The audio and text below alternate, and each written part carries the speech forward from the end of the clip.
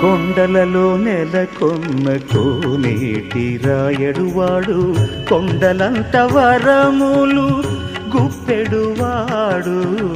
కొండలలో నెలకొన్న కోనేటి రాయడువాడు, కొండలంత వరములు గుప్పెడువాడు.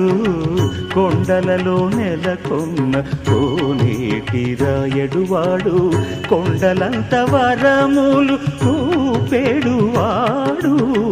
కొండలలో నెలకొన్న కోనేటి రాయడువాడు. ఆ